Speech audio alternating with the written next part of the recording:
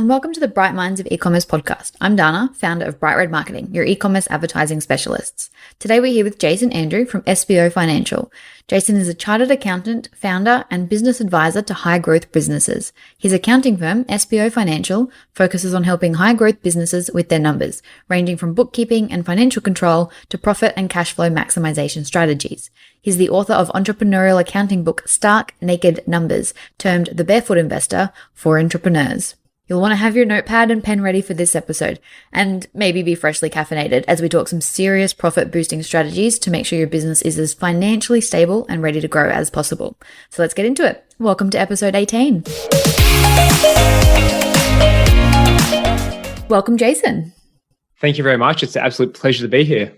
I'm so excited to have you. So can you explain to those listening what makes you different from the traditional interpretation of an accountant?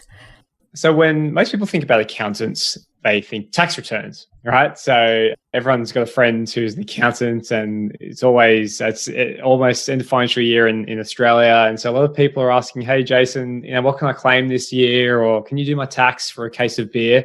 And we usually say, well, sorry, I can't help because we don't do any tax. We don't actually do any tax. I mean, we help businesses with their GST and wages and things like that, but we don't actually administer tax returns.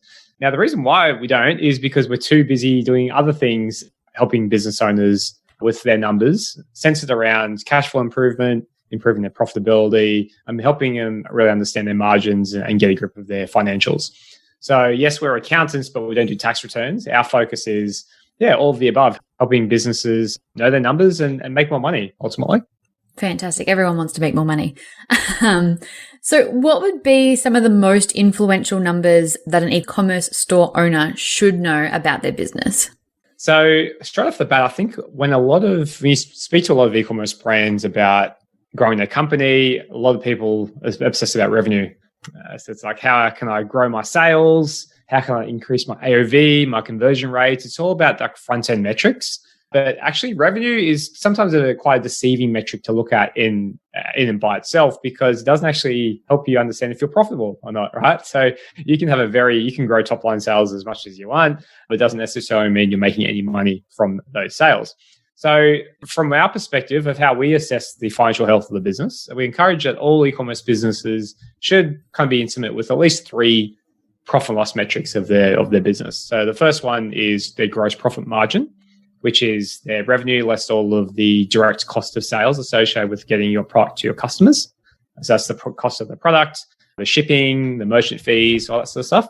And then obviously operating profit or net profit is an also important one to look at to help you understand if you're actually making money in your business. That's another important one. But I think another big consideration that people need to think about is their customer acquisition costs as a percentage of revenue. And so when I say customer acquisition costs, that's essentially your Facebook ads, your Google ads, the agency fees that you pay, and basically what is that total cost divided by the amount of sales that you're currently generating. Yeah, brilliant. And I assume that's what you help your clients to work out. Yeah, it's funny because a lot of people, and a common question, I'm sure you ask this a lot and get asked a lot, is like, how much should I spend on customer acquisition, right? Like, what is a good number? And we always say, well, it really depends. To be honest, it really depends on what your gross profit margins are. If you're selling a product that has a high gross profit margin, naturally you're going to have a lot more profit to be able to invest in customer acquisition. If you've got a low gross profit margin, maybe you can't afford to spend as much, because the risk is that if you spend more than the gross profit margin, well, you'll be losing $1 in every sale or losing money on every sale, which is have a great business. No business ever made any profit under that regime. So yeah, it's a really critical metric, and it's fundamentally depends on your brand and how you're positioned and priced in the market. Yeah, definitely. So I suppose obviously working out your gross profit margins and things, what are some of the best ways for people to increase their margins, or things that you often recommend to your clients in terms of increasing those margins so they can make more money? Yeah, so I am a big fan of upselling. So, when most people think about growing their top line revenue, a lot of folks just default to, we need to spend more money in ads to sell more orders. I'm actually a big fan of bundling or packaging products together so we can increase AOV and ultimately improve your gross profit dollars. all from the same customer. We're not trying to find new customers to buy the same product. We can just bundle more products together to these existing customers. So big fan of upselling, big fan of spend and saves. So, when you're trying to offer a discount or perhaps a deal to a group of customers, forcing them to spend a certain minimum threshold of AOV is beneficial because number one, it helps to protect your gross profit dollars that you're generating to your business. So you're not just giving away profit margins to your customers. It also works in the same effect where your customers feel like they're getting a bargain. They feel like they're getting a deal from you. And so hopefully that should naturally increase conversion rates as well. Yeah, fantastic. I do love a good upsell.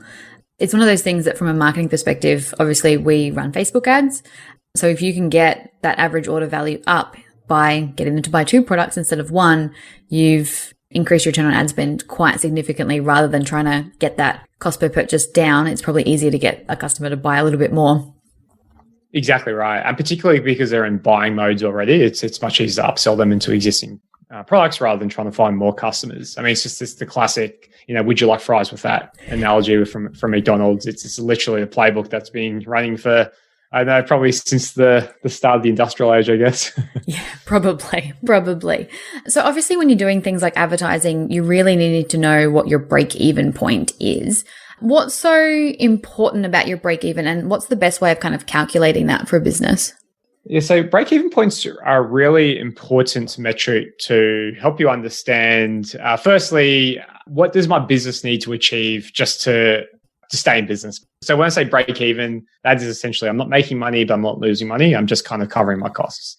Calculating a break-even point, I encourage everyone to do, particularly in e-commerce, because it is really important that you get intimate with it. It forces you to be intimate with your margins and actually can help you set sales goals for the growth of the company. So for an example, so how to calculate your break-even point, it starts with understanding what we call a contribution margin. Now, I know that's probably a foreign term for a lot of folks perhaps listening to this podcast, but for all intents and purposes, your contribution margin is exactly the same as your gross profit margin. So it's your sales less the cost of sales, which is your product, merchant fees, and shipping. But then you also need to consider your variable advertising spend. Now, when I say variable, that basically means if your ad spend is directly correlated to your sales, that is a variable cost. So the more money I spend on Facebook, in theory, the more sales I should make. Therefore, Facebook ad spend is a variable cost. If you pay marketing fees to an agency, the fee that you pay your agency typically is a fixed cost. So irrespective of how much work they do for you, usually the agency fee is the same each month. Same goes for your rent. Same goes for your director salary, all these sort of things. So these are fixed costs. Variable costs are anything that basically move in the same proportion or relative to your sales volumes. So the contribution margin is simply basically your revenue less all of your variable expenses. So to iterate on that, that's your cost of goods sold, your merchant fees, your shipping, and your variable ad spend. And then that percentage it forms your contribution margin. So once you've established the contribution margin, the next step is to calculate what is my break-even sales point. And to do that, you start with what is your monthly fixed costs. So that is like, what are the monthly fixed expenses I have in my business, being, my wages, rent, agency fees, etc. And you then divide that by the contribution margin percent. And what you're left with is a number, which is your break-even sales point. So that number will tell you what sales you need to do every month, depending on the monthly or annual basis, what your business needs to achieve in sales just to break even on those costs. Yeah, fantastic. I know that when people are doing these kind of analysis, they always tend to forget some things. What are some of the most easily to forget expenses when you're calculating these sorts of things? I think people, when they think about their gross profit margin, so I obsess about gross profit margins because it is by far the most powerful financial lever in your business. Like if you can optimize your gross profit margins in your business, that will be the most beneficial lever to improving profitability and even cash flow in certain instances. So I encourage everyone, if there's a key takeaway from today, obsess over your gross profit margin and be really intimate with that percentage. Now, when I look at, usually when I review sets of accounts, most people just look at their gross profit margins as their revenue less their cost of sales, like the cost of their product. But then they forget of all the other little devils that weigh your percent margins, like afterpay fees. They take sometimes up to 6% of your revenue can be absorbed by afterpay merchant fees. Like that is a massive hit to your margin. All the other payment gateways that you're paying, your shipping, your shipping rates, your fulfillment, like all these little 1%ers can really add up. And they might feel immaterial or very small and insignificant at the beginning. But as you grow, 1% of $1 million is a lot of money, right? So that's all money that could be going to your bottom line profit. Yeah, definitely. So how often should a store owner be reviewing their finances and going through these numbers? If you're just starting up your store, chances are you're doing the bookkeeping. So you're probably like a Xero file or a QuickBooks file, and you're just like doing the numbers whenever you get some time when you're not kind of running your business. And I think the finance is always kind of left to, put in the bottom drawer. They're kind of left to Sunday night or a Sunday afternoon when you've got a bit of time to crunch them out. And I think the common mistake I see with a lot of first-time business owners is that they see the bookkeeping and accounting as kind of a thing for tax purposes. It's like, hey, my BAS is coming up. I need to do my bookkeeping so my bookkeeper can do the BAS and my accountant can lodge the BAS. Now, I encourage everyone to reframe that. If that's you, I'd encourage you to reframe that idea. The fact that the idea of bookkeeping is not for tax purposes. Bookkeeping is to help you understand your numbers. It's there to help you understand if you're making money, right? So I encourage that you should do your books every week at least. And if you do your bookkeeping yourself, that's good because you'll naturally start to understand or see the ins and outs of your cash from a bank account. But what you need to do then is actually look at your financial position through like a profit and loss or a balance sheet.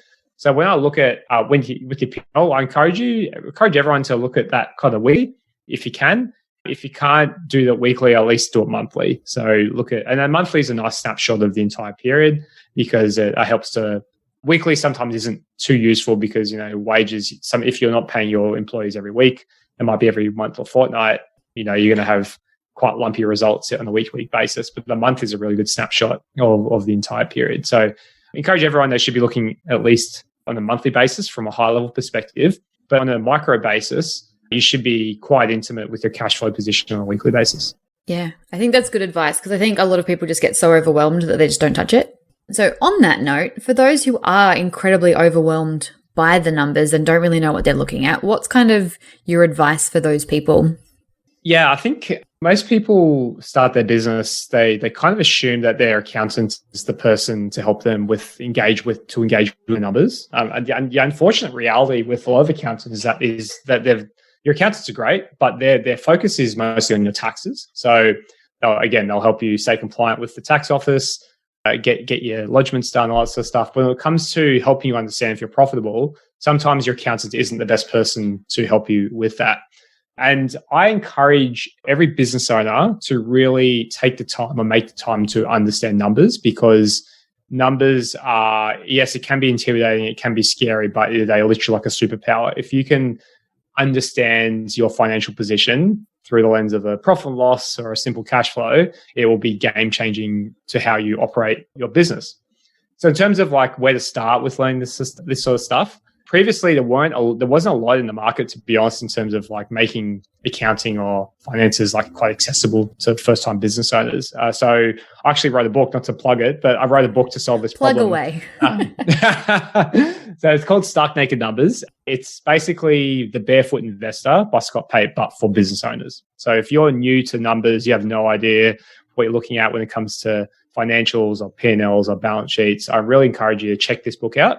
You can find it on, I'm sure the links will be in the show notes. But I also recently did a course with Shopify. So Shopify have a free program called Shopify Compass, where there's a bunch of like free online courses on their website. And we actually did a course with them called, how to build a profitable e-commerce business. And it gives you basically the finances 101 on how to build a profitable online store. So there's like videos and there's even a spreadsheet to help you work out your unit economics and your profitability. So again, I'm sure this will be in the show notes, but I encourage everyone to check that out as well. Yeah, definitely. I think your book is on my to-read list, but I think that Shopify course would be great as well. Yeah, absolutely. So obviously with business, there's so many different, variables and things. There's this huge rise in return culture. So people were just buying a lot of, especially in fashion, which is a lot of my clients, they're buying a lot of things, trying things on and then returning them. Have you got any strategies around coping and accounting for those sorts of things? Because obviously that'll have a huge impact on your margins. Absolutely. Yeah. Returns are a killer. Returns and discounts are two killers of margins, and returns are the worst. I think that historically, we all want to be customer centric, make it really de-risk purchases as much as we can for our customers. So particularly new ones who don't necessarily know who you are or what your brand is. But the cost of that is literally returns, right? If you're too generous with your policy, you end up with exactly return rates as high as 50%, which is not great because, and particularly if sometimes you'll absorb that shipping cost, there's pick and pack charges that you need to manage with, all this sort of stuff. Sometimes you can't get rid of the products. Sometimes you can't resell your product if it's been soiled. So classic example, if you've ever bought a koala mattress or any mattress online, if you return that mattress, guess what happens? Can't go anywhere. You can't sell it. Yeah, it ended up in landfill, unfortunately. So they tried to donate it to charity, to Red Cross or St. Vinny's, but a lot of the charities won't take mattresses for the same reasons that have been used by someone. So it'll actually end up in landfill. So a lot of brands sometimes can't resell returns. And so it's not great for the environment, not great for business. And the customers are sometimes oblivious to it because they don't really care, right? They're just like, oh yeah, I tried this thing and I'll move on to the next thing. So in terms of how to really keep a pulse on returns, I'm sure there's a lot of tools and I know there's some apps and new products in the market to help to make returns a bit more easier for both merchants and customers to deal with. But I think the biggest challenge that we see with this blind side that we see merchants with is they don't probably understand what the impact of returns are to their financials. And so what we encourage is in your Shopify, I assume you're on Shopify or WooCommerce or whatever e-commerce platform you're using, they will always kind of keep track of what your returns are as a metric. In fashion, it's usually quite high. Sometimes it's up to 25, 30% sometimes. So that is a true cost of business. And so what we encourage everyone is to do is every month when you're doing your profit or your accounting, actually quantify the value of the returns that you gave or you made in the business and actually put that in your profit and loss statement. When most people do their accounting, the sales on their profit and loss will just show the net sales. That's the cash that's being received, but it's usually not. That's after returns or discounts. So what we encourage everyone to do is gross up your sales so you can actually see the return dollars on your P&L, just as a gentle reminder to say, hey, this is real dollars that that can be avoided through smarter copy, working with certain apps to help reduce the return culture, and it's a very actionable metric for people to do to directly improve profitability. I suppose that comes down to your gross profit margins as well. Like that would be included as almost an expense in terms of it's money that has gone out the door, really. That's exactly right. Yeah, we focus a lot on that with our clients and just trying to make sure that, sizing is really clear. Got photos of it on different models and things so people can get an idea of, fit and what it's going to look like and those sorts of things, which I think really do help. Absolutely. Perfect. Now, we sort of touched on this before and it all, I suppose, comes down to those margins, but specifically for my clients who are, they've employed me to do their Facebook ads, a lot of businesses really don't know what they can afford to spend on, their digital advertising, what their break-even points and things are. Do you have any tricks or strategies around how to work that out so that you are profitable with your advertising? Yeah, I encourage everyone to build what we call a pro forma profit and loss statement. So just all that means that I said a lot of jargon in that phrase, but basically all you need to do is do a spreadsheet, calculate what your fixed costs are and calculate what your margins are basically for every product that you sell. By the way, all of this is within that course I mentioned with Shopify, like including the template. So I'll probably just do that course, watch the video, and then use a spreadsheet to do this exact exercise. But basically, go through that exercise, and then you'll be able to work out based on specifically what your AOV is, what your gross profit margin is, what your fixed costs are. The last lever of that is your ad spend. So as I said, ads are a variable cost. So usually, depending on what your return you're getting through your ROAS, will definitely have a direct correlation to your profitability. So being able to tinker with the spreadsheet and play with that will give you an idea of kind of how much you should budget for customer acquisition costs. But I will say, as a rule of thumb, based on our experience working with a lot of e-commerce brands, what we encourage is that your ad spend should be, as a proxy or rule of thumb, between 10 and 15%. If you're aiming for profitable growth, over the long term, between 10 and 15% of revenue should be on ads. That's kind of the rule of thumb that we work with. Yeah, fantastic. I like that. And I think we might even link directly to that spreadsheet in the Shopify in the show notes, just so people can kind of find where to do that particular exercise, because that sounds like something most businesses should be doing. Absolutely. Another big thing that we really like to focus on, and I hear you have a slightly different and much better way of calculating it, is the customer lifetime value. So for those who don't know what it is, can you explain what a customer lifetime value is, why it's important, and how you get that number so that it's a little bit more accurate, I suppose? Yeah, so your customer lifetime value is essentially trying to put a number on each of the relationships you have with your existing customers. So, for example, if I was coming to your store and I bought a T-shirt from your store and assume that I really like that T-shirt, I'll probably come back to the store in the future, maybe 3, 6, maybe 12 months later, and buy another shirt. And assuming I can, again, resonate with the brand, I'll become a repeat customer. So what the lifetime value equation tries to do is quantify how much am I worth as a customer to your brand. And why that's important is because naturally, if you've got lots of repeat customers or a loyal following of customers that will always come back to your brand and shop with you, obviously the more valuable they are, right? And so if you can start to quantify the value of your customers, it helps with decision-making things like, hey, how can we nurture this particular customer? Like they're already brand advocates. How can we nurture them more so we can increase their lifetime value? So that's one option. The other, but most importantly, what it's useful from a marketing perspective is helping you determine how much we can afford to spend to acquire that customer. Yeah. So basically what all that means is if a customer is worth to us, let's say $300, the question is, well, how much would we spend to acquire them in lifetime value? If the cost to acquire a $300 customer was $500, so in other words, we spend $500 to acquire a $300 customer, that doesn't really make sense, does it? It means we're losing $200 in every customer. So you wouldn't do that. So the goal is basically to get your customer acquisition cost lower than the customer lifetime value cost. Now, what is that percent or what is that ratio? Rule of thumb, it's 3 to 1. So for every dollar that you spend on customer acquisition, you should try to aim for at least 3 times the return on their lifetime value. Yeah. I love the customer lifetime value calculations and like working it out because it's such an important metric to know, especially with us with Facebook advertising. You know, we've got a couple of clients that do subscription.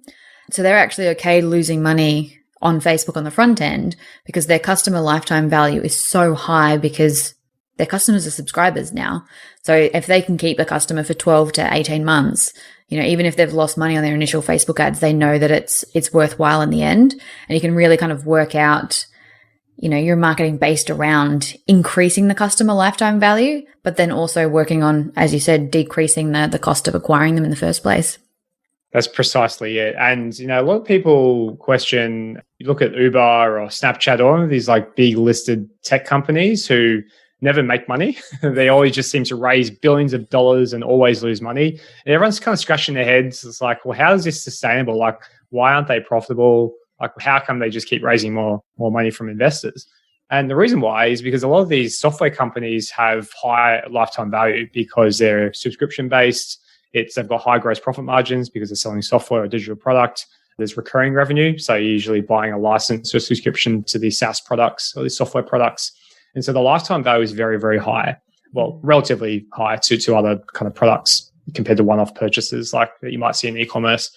You can afford to spend a lot of money in customer acquisition to acquire these customers because over the lifetime, you're still making profits. And so it's from a different lens, you would be almost crazy if the lifetime value was so high, you'd be crazy not to just raise a bunch of money and spend it all advertising to acquire these customers because they're actually value accretive to the business over the long term.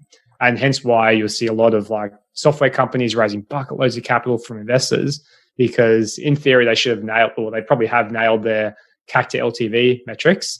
And for them, it's just like, well, I'm spending $50 now, but I'm going to make $500 over the lifetime. So this is definitely worth it to us. But from a profit and loss perspective, it looks terrible right now.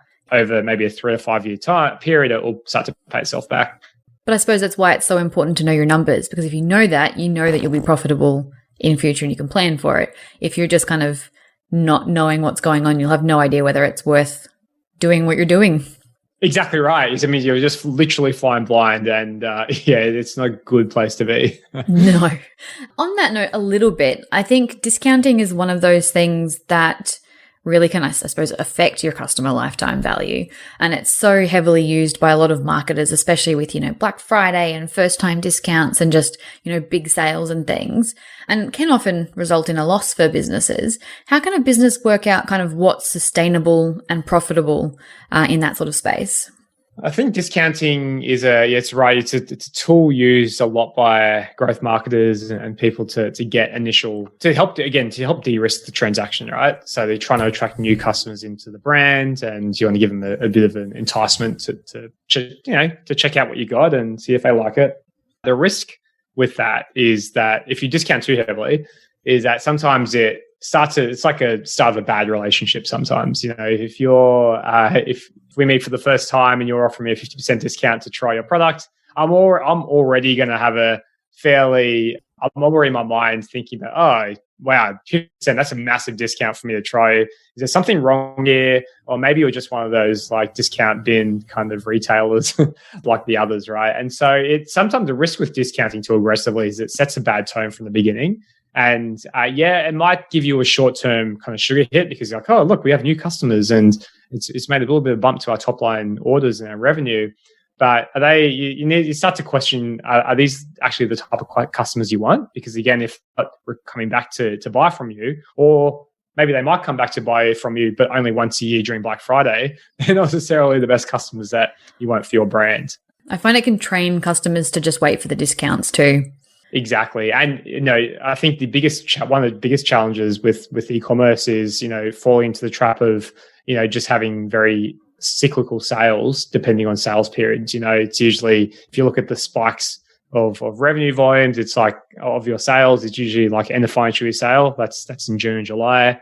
You've got Black Friday, Boxing Day, and you might have like an Easter sale or something. So what everyone wants is predictable kind of consistent revenue or consistent sales month on month, right? But if you become one of those brands where you're just running sales, during sales periods, the risk is that you'll have, lots of sales in those sales periods, but have nothing, no sales happening in the off sales periods. And again, you just fall into the trap and it becomes actually a vicious cycle because, your customers will always expect a discount. So, and, to compete others or to get more, you find yourself discounting even more and discount yourself into bankruptcy. Yeah, which no one wants to do. Exactly. That's all I've got in terms of questions for you. Is there anything else that you think we've missed that would be good to share? No, I think we spoke a lot about like profitability. I think it's probably worth noting about talking a little bit about cash flow as well. So when a lot of brands think about building a successful business, they think I need to be profitable and profits, the thing that will make me successful over the long term. That is kind of true, but not exactly true. And I think a lot of people struggle with the concept of profitability versus cash flow. And this is particularly important in e-commerce businesses. Now, a lot of people think that profit and cash are the same thing, but they're actually very different things in your business. So you can be profitable on paper, but most of the time your profit doesn't translate to cash in the bank. And for capital intensive businesses like e-commerce, a lot of your cash flow will be tied up in stock. So your inventory that's sitting in your warehouse, it's kind of sitting there doing nothing. So yeah, you could be profitable, but all of the cash is already being invested in stock, which is sometimes slow moving, hanging around, and it's been there for months. And so what I encourage everyone to do is in addition to looking at your profitability, think about your inventory turnover and how quickly you're turning your stock and converting your stock into cash. That is the kind of the second lever of building a successful, profitable and cash-rich business over the long term, is being able to manage your profitability, but also managing your stock. So you're carrying just enough so you're able to fulfill orders, but just enough to fulfill orders, but not too much so that it eats up all your cash and you've got, thousands of SKUs sitting there, collecting dust. Yeah, I think that's great advice because I think that is something that a lot of businesses get stuck with. So I think that's brilliant. Thank you very much. Before we finish up, we have a couple of questions that we like to ask everyone. So the first one is, do you have any strategies or habits that you follow every day to help you stay on track? I have created a habit of writing every morning. So I have a journal. I also do a bit of blogging for the business and just personal diary to stuff. And I try to, rather than thinking about it like allocating time every morning to write, I usually do a word count target. So my goal is to write 500 words every day. And again, usually it's garbage. It's just this crap stuff, just random thoughts and things. Sometimes it's actually good content, that I'd use and repurpose into an article or whatnot. But I find the act of writing is a really good cathartic exercise, number one, for myself personally, to help just get my thoughts. I might be thinking about something that's been on my mind, and I feel like the art of the craft of just putting it to paper is quite helpful for me, just to unload what's happening in my brain. But also it helps to clarify my thoughts as well. So as they say, clear writing is a sign of clear thinking. So if you've got some ideas or concepts that might be buzzing around your head, I find it really useful to put it to pen and paper and really try to articulate them in a way that makes sense and you can keep forever. So I really encourage writing as a habit. Fantastic. I like that. Other than your own, do you have a favorite business book? Oh, favorite business? I do. I've got a few, but I think my favorite business book is probably Shoe Dog by Phil Knight. That's the story of Nike, and probably relevant to your audience and yourself potentially. It's a fantastic business book where it just goes through the story of Phil Knight, who's the founder of Nike, and kind of how he grew up from literally selling running shoes from the back of his car to obviously now is a multi-billion-dollar brand, global brand. Yeah, brilliant. Do you have a favorite podcast? Oh, favorite podcast? I do. And I've only come across it recently, probably in the last 6 months. It's called My First Million by Sam Parr and Shan Pavori, I think it is. Anyway, but it sounds gimmicky, and it kind of is. I think it's intentionally clickbait podcast name, but it's a really great. Basically, these two guys just riffing on different business ideas and themes of entrepreneurship, tech, e-commerce, just things that are happening in the market. Really, really engaging. It's quite funny as well. Yeah, but it's basically a couple of guys just shooting the shit on business and tech. So it's quite interesting. I love that. And if people want to get in touch with you after this episode, what's the best way for them to do that? I don't really do much social media except LinkedIn. So I'm pretty prolific on LinkedIn. Try to post something every day with respect to business, finance, accounting, wealth creation, that sort of stuff. So you can find me on LinkedIn, just search Jason Andrew, or you can check out one of our websites for our accounting business, SBO Financial. And we have a lot of blogs and case studies on there for people to check out relevant to e-commerce. Amazing. Well, thank you very much for joining us. That was absolutely incredible amount of information you've shared. So I'm really appreciating that. Thank you. You're very welcome. It's an absolute pleasure to be here.